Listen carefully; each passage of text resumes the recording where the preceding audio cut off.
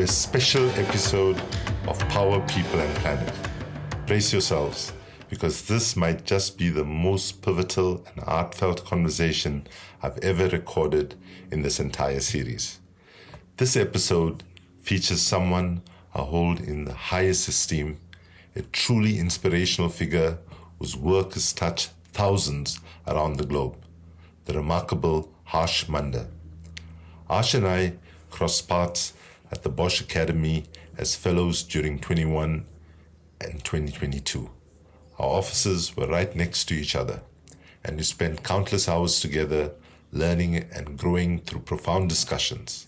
His insights, particularly on the healing process following traumatic political upheavals such as the partition of India or the Holocaust, have deeply enriched my understanding. When I sat down to interview Harsh, he was on the cusp of returning home amidst increasing threats. Despite the rising wave of false accusations and immense pressure from family and friends to stay out of India, Harsh remained resolute. He was committed to going back, to standing with those in need. His outspoken stance against hate, Islamophobia, homelessness and violence, especially against India's Muslim minority, brought him under severe scrutiny, including raids and police repression. Yet, his courage and dedication never wavered. This episode is being shared now at the close of the second season of Power, People and Planet, because it encapsulates a truly special moment with one of the most impactful and beautiful individuals I've ever had the privilege to meet. Join me as we delve into this inspiring conversation. Enjoy this remarkable journey on Power, People and Planet with Harsh Mander. Thank you for tuning in. Dear Harsh, welcome to Power, People and Planet. It's such a pleasure to have you on. For those of you who don't know Harsh Mander, he's somebody who's inspired hundreds of people around the world, as well as many more in India. He spent 2 years as a dedicated civil servant in Madhya Pradesh, and thereafter moved to a range of roles in civil society. One of his most important roles at the moment is as the director of the Center, I must get this right, Ash, Center for Equity Studies. He's the chairperson of the Center for Equity Studies, which is devoted to the analysis and development of public policy and law for justice and rights for disadvantaged groups. I want to say that when I was a Bosch Academy Fellow at Berlin, one of the greatest joys was being with Harsh, learning from him, listening to him. And Harsh is an activist, but he breaks many of the stereotypes of activists. People see activists as being loud, like I am sometimes, and so on. Harsh exudes gentleness, compassion, love, and has worked for peace and for unity and to push back against Islamophobia and a range of injustices. Harsh today is 29th of August, and in 2 days, Harsh will go back home to India, and we are wanting to talk about what his life has been like briefly, and then move into what awaits him. So Harsh, when you reflect on your amazing life of public service, what are some of the key lessons that you've learned from all of that you would, if young people were to say to you, Mr. Mander, what have you learned from your activism that you can share with us so that we can be more, successful and effective? What would that be? Many things, I think, and Kumi, lovely to be with you, lovely to talk to you. If I was to speak to young people, I would say, listen to your heart. The mind will find its own way, but follow your heart. Follow what you really believe in. Don't worry about consequences. Don't worry about what will finally you will accomplish. Follow what your heart tells you. That's one. the that work for justice it makes sense when it is deeply embedded in empathy and compassion. Um that people who are in the furthest margins of our society are in that situation primarily because of the accident of their birth. And if you and I have privilege, we are not in the positions that we are because we deserve to. We are in the positions that we are because millions of people, billions of people, in my own I think some country, people call it geography lottery. geography lottery, yes, and the lot it's a geography lottery, but it's also, I mean, most of us reach positions of power and privilege primarily because we chose our parents well, and not because we deserve this. And often when I teach young people in privileged institutions, I always say that neither do I deserve to be in this room, nor do you deserve to be in this room. We're here because a billion people in our country didn't get our life chances. And because of the privilege of also working with homeless children, for instance, and young people on the streets, working with other people in very difficult circumstances, people who survived hate violence and so on. I've also learned that uh, character and potential are more or less evenly distributed in populations. Uh, what what what is different is only the opportunity, and therefore, if one, the next time a young person sees some person, say, working on a construction site and building site covered with dust, can you look at his face and say, wow, if he had my life chances, maybe he'd have been a great philosopher? And you see a young woman trafficked in a brothel, can you look at her and say, wow, maybe she'd have been, if she'd had my life chances, she might have been a great poet, and so on. So I think that recognizing the intrinsic worth and value of every human being, uh, and a couple of other things, if I might say, that the people we work with or the people we study, uh, are not simply causes to be upheld, or problems to be solved, Or or victims to be helped. victims to be helped, statistics to be gathered, and so on. They are at least as much human as you and I. And Absolutely. we must, when we work with, especially those of us who work with causes, we tend to look at people as though, uh, how can I say, that we look at them in that one identity. So if I'm working with women survivors of rape, for instance, I look at them as rape victims, which they rape survivors, if you like. But they are also, there's a great deal, as much to their life as there is to yours and mine, and we need Absolutely. to recognize that. I'll say just two more things. I could go on. I think in human rights work, we very often look at the people who we work with as means to an end, instruments to a higher cause. Uh, uh, and what I think we need to remember is that every human being we work with is not simply a means to an end, but an end in herself, of value in herself. And that's something that I've learned. I've learned that it's important to to do what you feel is right without. I mean, I've often said You might say, do what is the right thing despite the consequences. I like to, actually, for myself, I find it easier to think, do the right thing without thinking of the consequences. Once you start thinking about the consequences, we have a capacity to begin to rationalize. So I have, I think, trained myself to not even think about consequences, to just say what is right and what is wrong, and I must do it.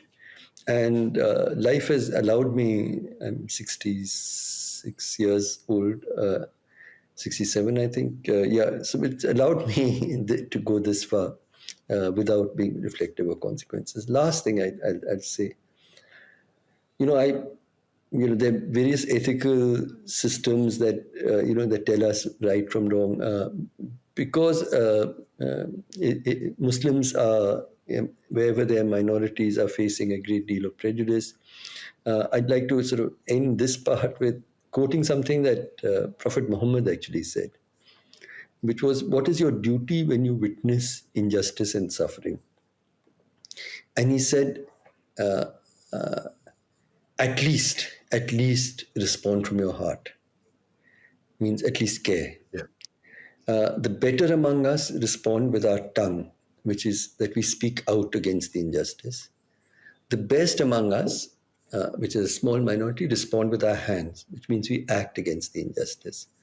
But I do not demand or expect from each of us that we are all three. But every single one of us can respond from the heart.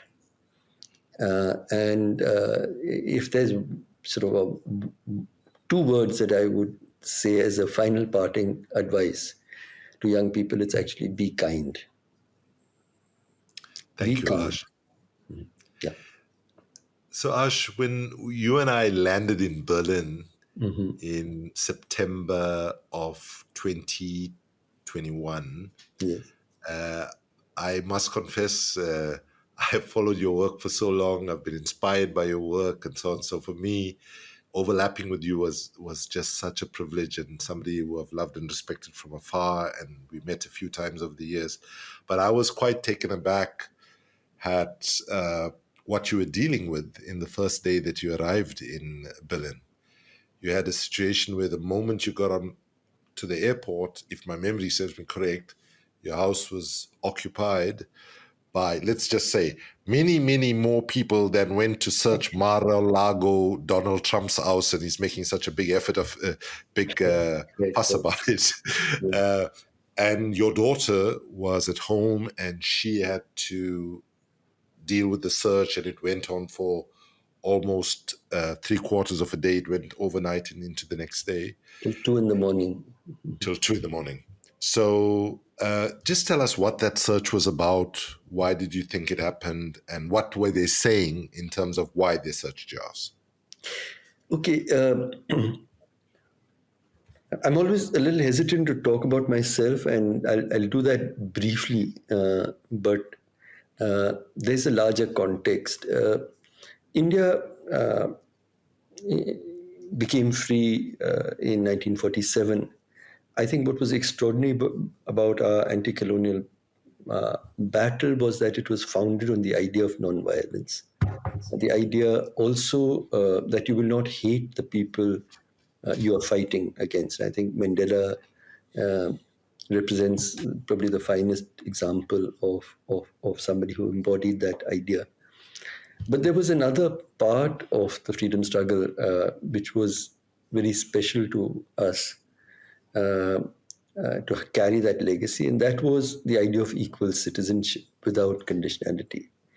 That regardless of which God you worship, or if you worship no God, regardless of the color of your skin, regardless of your caste, your language, your gender, and many other things, your class, you are a person of equal worth and equal rights to the country that we would build when the British left. This was the idea, in brief, of a kind and equal country that we would build. And what I'm facing today is really a continuation of precisely that same battle. all 75 years after our freedom, because this idea was close to the hearts of the majority of people in this country. That was what Mahatma Gandhi's leadership represented. But on two sides there was an opposition to this idea. On the one side, we had the Hindu supremacist ideology of the Hindu Mahasabha and the RSS, which basically said that no, this is a country of India's Hindus, and foreign religions, Islam and Christianity in particular, are foreign religions, and if they want to live in our country, then they can only live here as second-class citizens. On the other hand, and in their writings, they actually are frankly and openly admiring of Hitler. So that is part of the record. And on the other hand, we had the Muslim League, which from about the mid-30s started saying that the Muslim minority cannot live in India with security and equality unless we have a separate country, a separate state of Muslims. So, in very brief, we need to understand the importance. This is a battle that is going on till today. It is a battle of ideas, two ideas of how do we live together with people who are different from us. One idea, the idea of Pakistan, was that that we can be safe only in our samenesses. And sameness is also measured in one axis, and that is the axis of your religion. So it privileges just one identity, and that identity and seeks a homogenized country of those people. The idea of India at its best is the idea that no, we are safe only when we not in seeking samenesses, in respecting difference. Yes. And accepting difference. And I think it's for humanity. This is really the question that we have to resolve. And Pakistan got constituted finally as a Muslim nation. It followed its journey, but I think very quickly it demonstrated, because Bangladesh separated from Pakistan quite quickly with even more bloodshed, because they said, yes, we are Muslim, but we also are Bengali, and we love our language and we love our culture and so on. And so being Muslim was not enough to keep them together as one nation. India, fortunately, Mahatma Gandhi was assassinated precisely because he said Muslims are equal citizens in this country, are welcome and to stay on. And many did. In fact, India today has 200 million Muslim people. We're not talking about a small number, but there was huge displacement. My own family. What's the population in Pakistan, by the way? It's almost. I mean, India for a long time was actually the second largest country of Muslim people after Indonesia. Now I think Pakistan is slightly larger, but we are probably the third largest population. So we're talking about a huge population. And there are people whose ancestors actually had a choice between, when we challenge, as people are doing today, challenging Muslims in Muslim minority to prove their love for this country. It's extraordinary, because I often say to them that the rest of us, my family was located in what is now in Pakistan. They were uprooted amidst a lot of bloodshed in 1947. But Hindus and Sikhs had no choice. This was their only country. Muslims had a choice. Mm-hmm. So I said, Muslim Indians are Indians by choice. The rest of us are Indian by chance. So don't question their love for this country. Anyway, this has been a longish journey. We've reached a point in India's history where we have leaders who, from the Hindu supremacist fold, who never accepted this idea of equal citizenship for India's Muslims and Christians. They are now in power, and in a sense, they are trying to remold India into a country of their imagination, which is unequal, more homogenized. And 200 million Muslims are being told that you don't belong, or if you live here, you have to live as equal citizens. So that is a battle that is unfolding. And there's hate violence, there's lynching, all of this is happening.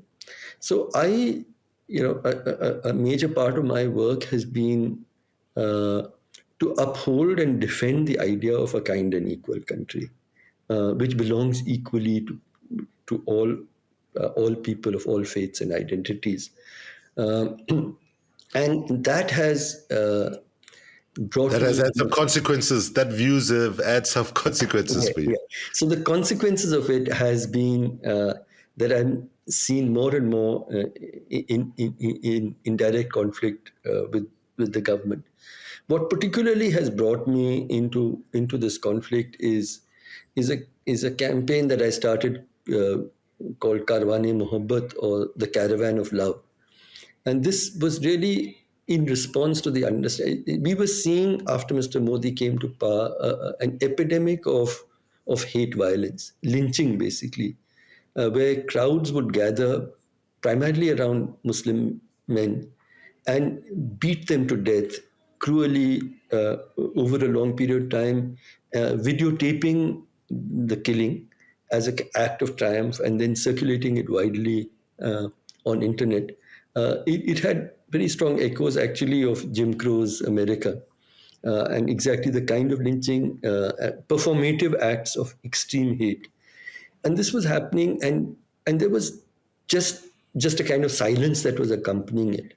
So I made a call saying that we have to break the silence. I want to set out on a journey, and you cannot fight hate with hate. It will only deepen hate, as you can't fight darkness with darkness.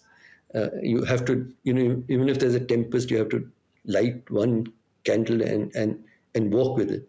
So I said that we will have to respond to this hate with a different idiom of resistance altogether, which is founded on love, but radical love which is based on courage.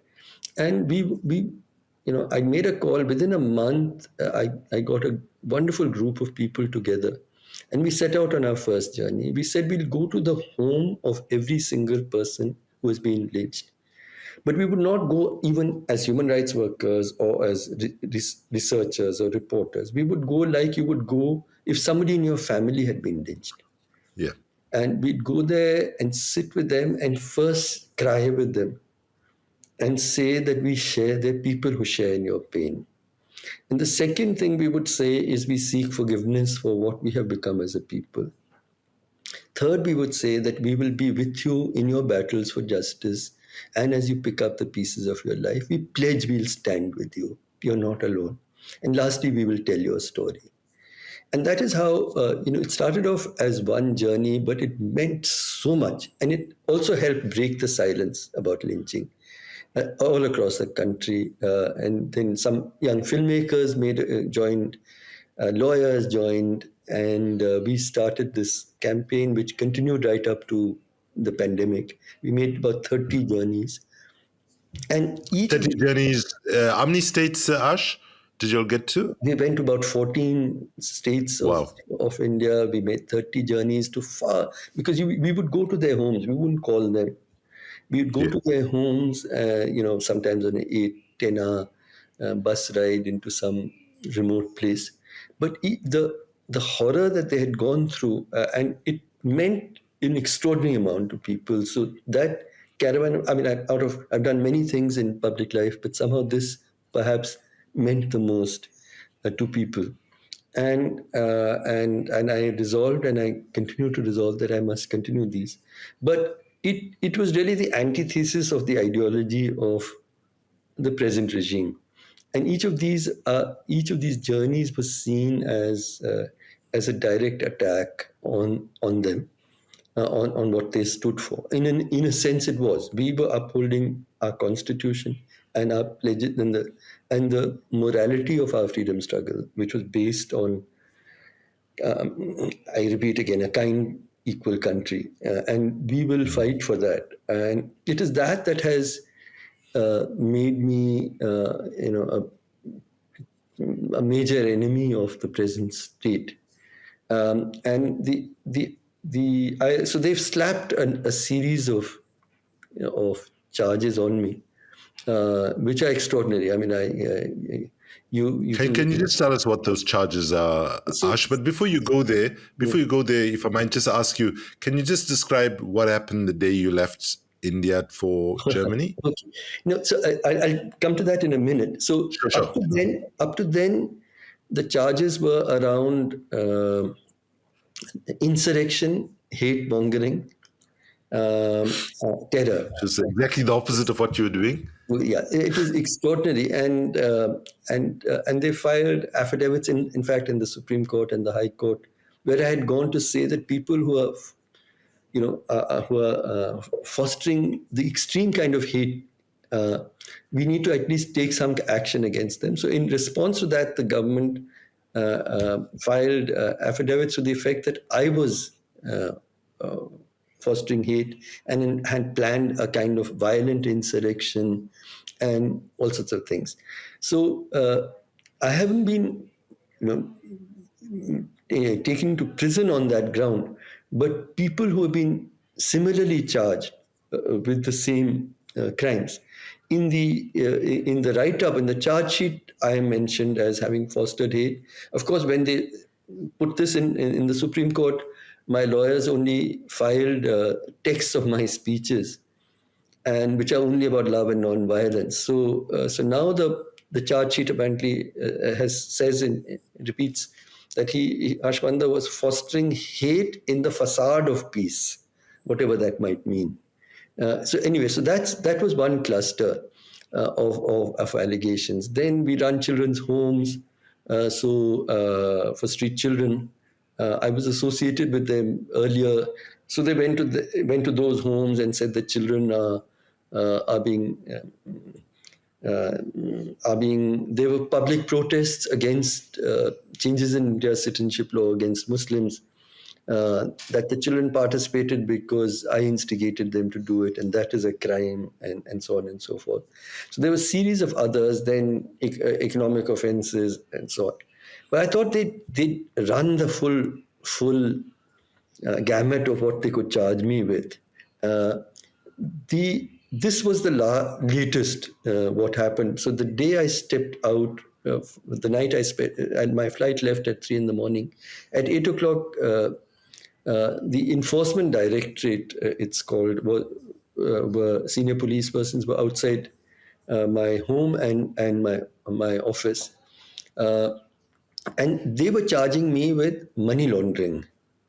So that was yet an even more equally fantastical crime. I mean, money laundering is so now. If I might just interject and say, as a South African, Yeah. I would hope that the Modi government spent more time on serious money laundering and addressed the Guptas from India, who actually have stolen a chunk of our country, but they seem to not have lost favor in India in serious terms. So let me just say that. Kumi, not only them, there's actually been there's been Malia. There's somebody called Lalit Modi. There's a whole series of people who have done spectacular levels of money laundering. All of them have been Choksi. They've all been sort of allowed to escape abroad, and they're living highly luxurious lives. But I'm being charged with money laundering.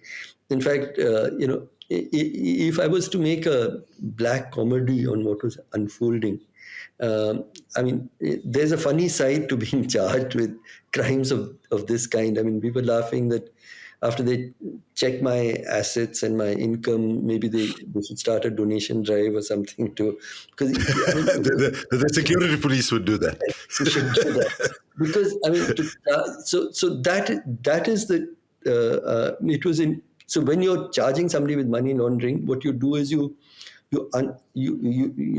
10 senior police persons land up to raid your home, and they need to take out all the papers, all the money you've stacked away, maybe somewhere, all your property documents. They're raiding your And they had already called the television cameras. So there were television cameras perched, and this raid is happening by the Enforcement Directorate for money laundering. They were outside, and as I said, they were till two in the morning at home. My daughter was sort of holding out uh, in a very feisty way, and so that began, and they are now continuing that set of charges as well. It didn't stop there; they continued through the year that has To add passed. further charges from from the night that you From left. that, yeah. So they're charging. So I'm now charged with actually a range of crimes, which both the terror crimes and the money laundering crimes are crimes where theoretically I can be in prison for the rest of my life, with many years, not even a trial beginning.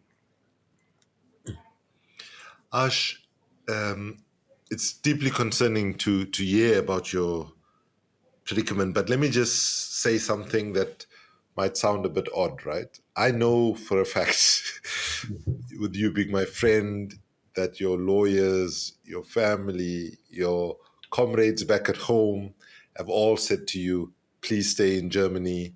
You are going to face consequences when you go back. And I just want to say to you, as your friend, I'm aligned to that advice that you are getting. Okay. Mhm. Especially knowing that you also underwent art surgery in the last 6 months in Germany. But I also have to say, as an activist, I fully support you and stand 1,000% behind you. But I'd like you to explain to folks listening about how is it that you can exercise this level of moral courage at a time when there's, no, when it's almost guaranteed that you might never experience another day of freedom in India if obviously the government doesn't change in the near future and so on. So how do you calibrate that? Because in a way, many people who are activists, young and old, are having to make these choices right now. And I'd like for you to just share how you are making those decisions, because I think it'll be helpful for others who are faced with the same predicament. Kumi, I need to start with the caveat. I hesitate to uh, present my choices as especially heroic. I think that the people on the ground who don't have my uh, kind of social capital and profile, and they are courageously standing up for what is right. So I do want to say that at the start. But for myself, there is actually, as far as I've tried to lead my life, there are only two ways. You either do what is right, or you do what is wrong. And in defense of when these cases were, when the charges were filed against me, for instance, in India's High Court and Supreme Court, charging me with terror and hate mongering, I was privileged that a large number of lawyers, country's best lawyers, said they would be happy to volunteer to defend me pro bono. But they had only one condition, and that was at least now keep silent. And after this happened a little bit, I wrote a small note saying I'm grateful to lawyers who wish to defend me, but I'd like to clarify my brief to the lawyers. You're, you're my lawyer not to keep me out of prison. You're my lawyer to defend the right or for peaceful dissent in a democracy, my right. And my second is for the defense of people of India's minorities uh, live with equal rights and dignity. Rabindranath Tagore, India's greatest poet, perhaps, wrote, "Where the mind is without fear, where the head is held high." So the right of India's minorities to live with their minds without fear and their heads held high as equal citizens. This is what the battle is. So it is. If I want a lawyer who's wanting me to defend two uh, these two principles, keeping me out of prison is a minor part of that larger enterprise, and keeping me out of prison cannot be at the cost of those two, the right to dissent and the right to the constitutional equality of minorities. So I'm very clear about what is my duty, and I see this as actually a continuation of our freedom struggle. And I think, since you're sitting in South Africa, I think we need to see there was a moment where we achieved one milestone of our freedom, but Nelson Mandela didn't fight to build a South Africa that you see today. Absolutely. And nor did Mahatma Gandhi, die and was assassinated for this country. Couple of months before he was assassinated, somebody records that they went to see him, and he was very distressed because riots were happening. Muslims were being killed in different parts of the country because of partition violence, as Hindus and Sikhs were being killed in what is now in Pakistan, and the slaughter was going on. And when this person asked Gandhiji why you so distressed, he said, "My work will not be done until a Muslim child cannot walk without fear in this country." I mean, that was how he imagined the country. And by that standard, we've gone further and further and further away from the India that we fought for in our freedom struggle. And therefore, my acts are small acts in defense uh, of true freedom, uh, and many people have sacrificed for that freedom, and I will be only one of them. The Rabindranath Tagore quote that you used Yes. and is not totally dissimilar to something that is attributed to Mandela, Okay. when he said, courage is not the absence of fear, but it is the overcoming of it. I think he's absolutely right. Yeah. Yeah, and I think your story is saying to the world and to the people of India that there are some things that are so much more important than our individual safety and our individual comfort, that we have to take a stand. You've summarized exactly what I'm trying to say, is that what is at stake is so much more important than what happens to me or to many of us. And at a moment like this, whatever the state might do, I will not allow them to silence my voice. And my voice is a voice that is speaking for kindness, for trust, and for goodwill, for equality. We are living in a world where more and more the chances are higher and higher that the person who's living next to you, your neighbor, will not look like you, will not worship like you, will not eat like you, will not dress like you, will not speak your language. And I think the question, as civilizational question that we have to resolve, is how will we respond to this person? Are we going to be fearful, angry, resentful, hateful, or are we going to be curious and friendly and welcoming? That you're so enriching our life. We learn new ways of eating and speaking and singing and so on. I think we're seeing leaders emerge around the world who are teaching us to hate.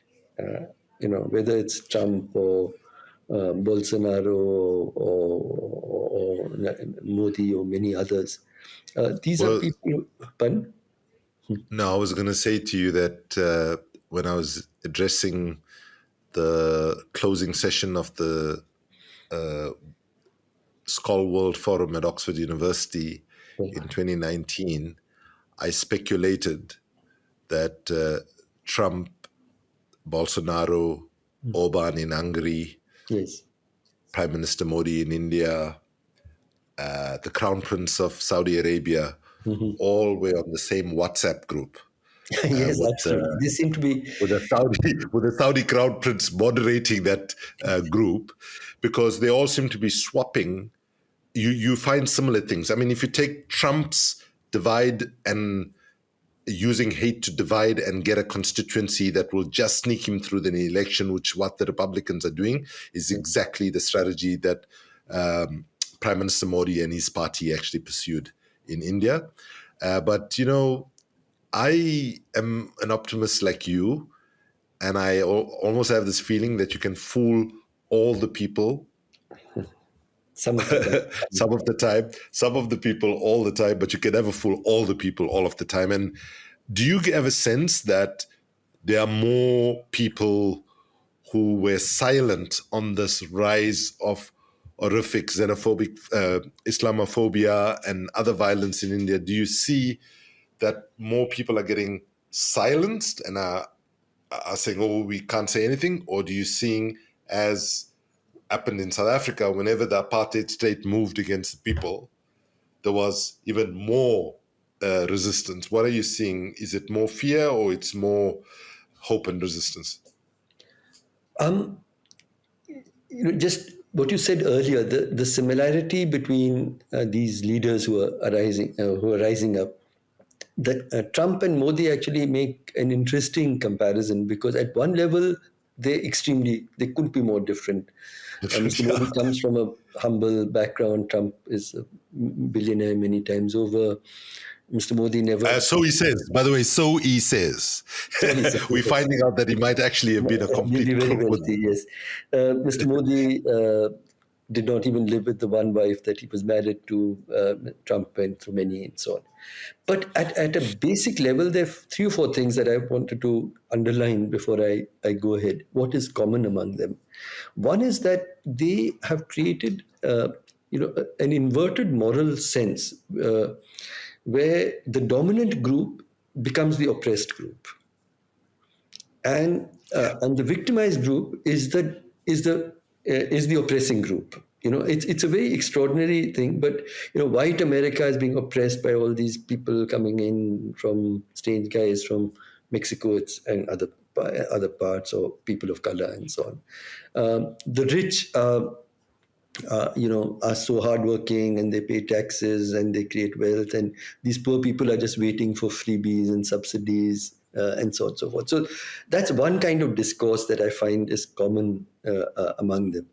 And the Hindu upper caste majority is dominating every walk of life, and yet they are being persuaded that they are being oppressed. The Muslims are at the very bottom of India's development indicators, but they are oppressing. So it's this peculiar thing that they're doing. There's also an extraordinary decline in the civility of public discourse. You just call people names. There is no adherence to truth. You tell all kinds of, and I can go on, but one other thing, and crony capitalism is another extreme characteristic. But one last, in which I'd like to underline, and why our work becomes more important, is what I describe as a pathological absence of compassion.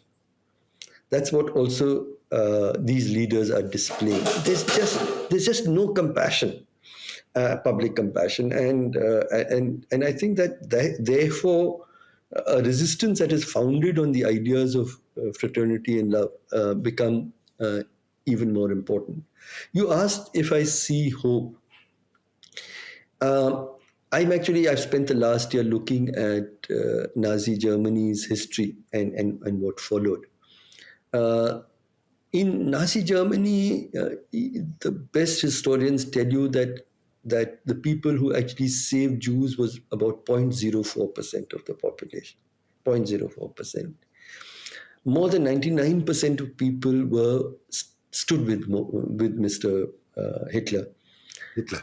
And that's a terrifying statistic. In India, we surely not gone that far. But then you start breaking it down, and I just like to say, silence, our unwillingness to resist hate and injustice can be for many reasons. And I'll just talk about 4 or 5 of them. The first of them is which I see also in Germany, is the defense that I did not know, which is a very thin defense. But we need to, as I said, even in the Karwan, one of our promises is we'll tell your story. We'll keep telling your story until your conscience doesn't ache unbearably. We will keep speaking. That's one part. We did not know is one defense. I was too frightened to speak is a second defense. I don't care because I'm not a Muslim. I'm not a person of color in South Africa, etc. It's not going to happen to me, so why should I care? That's a third kind of reason. A fourth that I've discovered, particularly in Nazi Germany, was that I'm profiting from this. So you found actually to degrees that I not imagined. I mean, universities became hotbeds of anti-Semitism, and a major reason was that the Jews who dominated academic life were expelled, and a lot of jobs became free. People got their properties at very cheap prices, and so on and so forth. We profited from hate, and that's a fourth reason. And a fifth is that we actually share the sentiments of hate. And I've outsourced to the mob or to the concentration camp people to do the dirty work, but I appreciate what is happening. I worry about what proportion belong to the last, which is the most dangerous. How many do actually support? My guess for my own country is that it would be about 30%, 40%, which is still a terrifyingly high number. But very high. But by the way, it's not dissimilar to the number of people in the United States who support the fascism of Trump and the idea of make America white again, or sometimes called make America great again. It's interesting. And a similar number is estimated for Nazi Germany. That people who were sort of passionately pro-fascism was perhaps about 40%, although it's very hard to assess. So I think the challenge is for the remaining 50, 60%, 60%. I hope we continue to be a majority for coming together with conviction, my worry about our world, Kumi, is that people of goodness seem to be much weaker in their convictions and finding it much more difficult to come together than the people who believe in hate. And I think that will probably be our biggest betrayal unless we remedy this.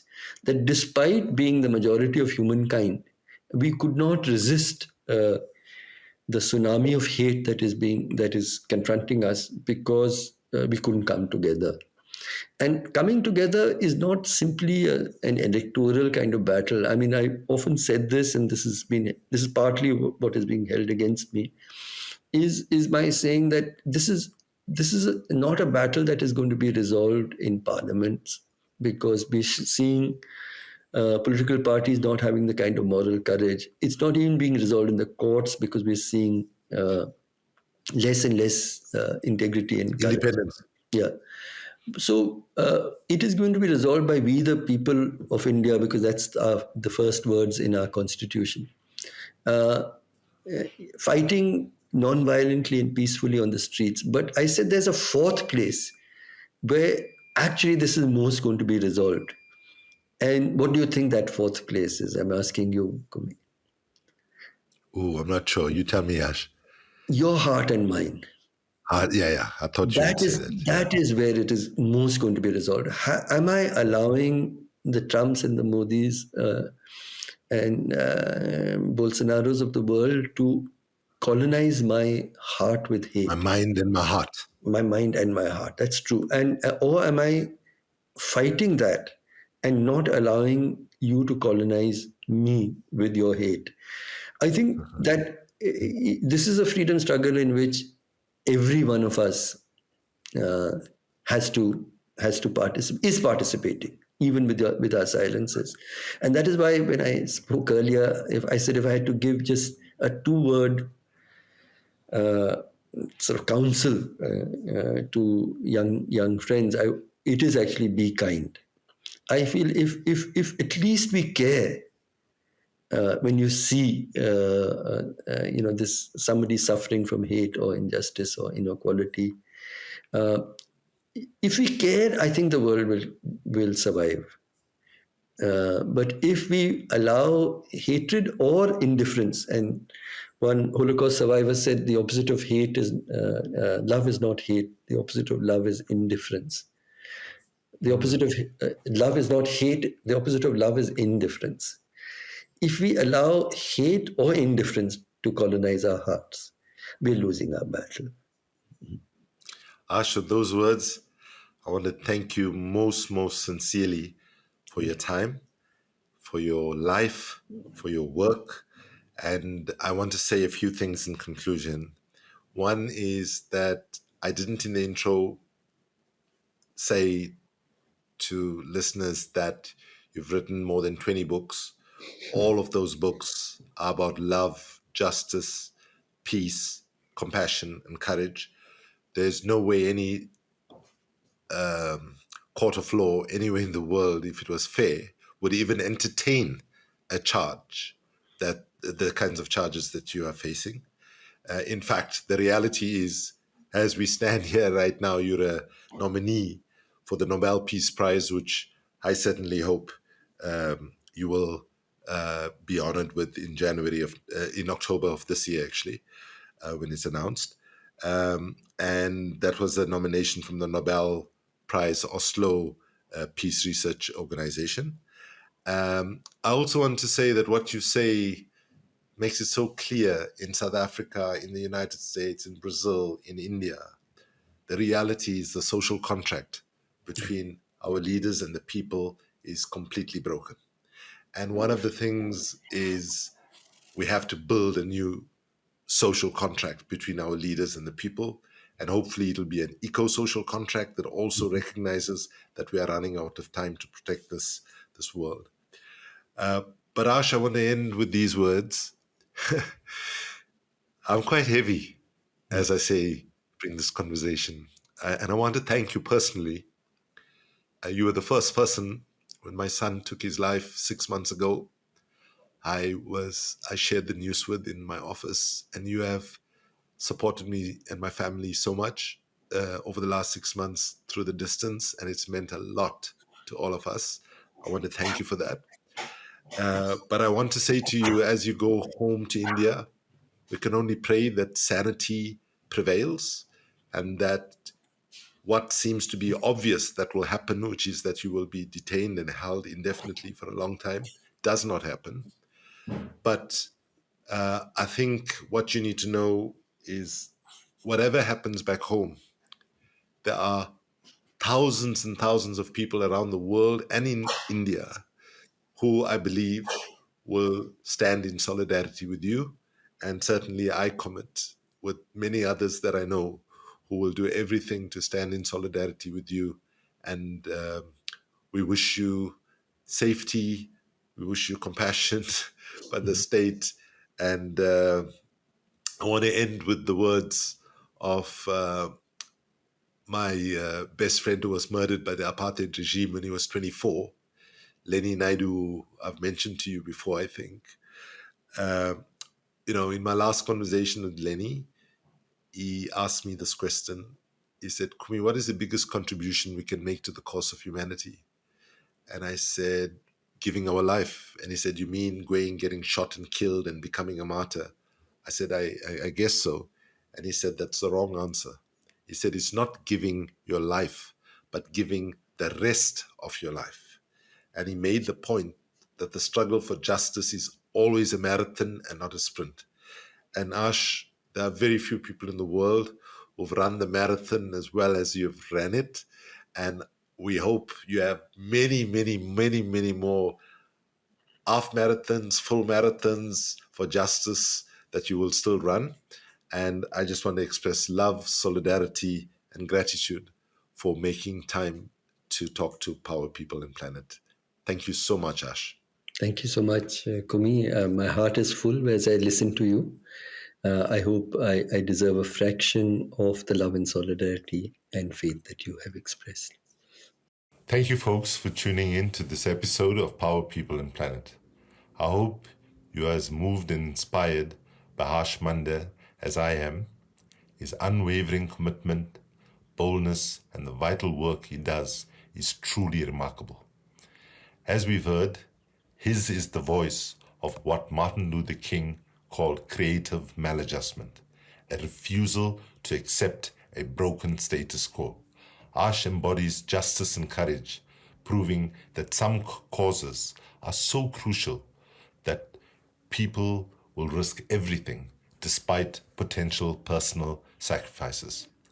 I would like to share with you some quotes from a recent article entitled "The Prosecution and Persecution of Harsh Mander," a case study of India's accelerating democratic decline by Betwa Sharma, appearing in the outlet known as Article 14. And I quote, "Harsh has faced relentless government accusations of grave financial crimes leading to the departure of most of his employees. Harsh returned back home after Berlin, and this is what he faced. The government not only summoned him and his team for questioning, but also cut off vital resources needed for their research and advocacy efforts on behalf of the poor and marginalized. Despite these daunting challenges, Harsh tenaciously scrambled to find other NGOs to sustain the vital humanitarian work. Harsh's resolve is matched by his wit and humor. He famously compared the courtesy of the Central Bureau of Investigation, CBI officers, which is one part of the government, to the rudeness of the Enforcement Directorate officers during raids on his homes. The CBI officers, adhering to protocol, even invited him to search them to ensure no evidence was planted. When they left, they took with them the Enforcement Director's previous seizure memo from an earlier raid.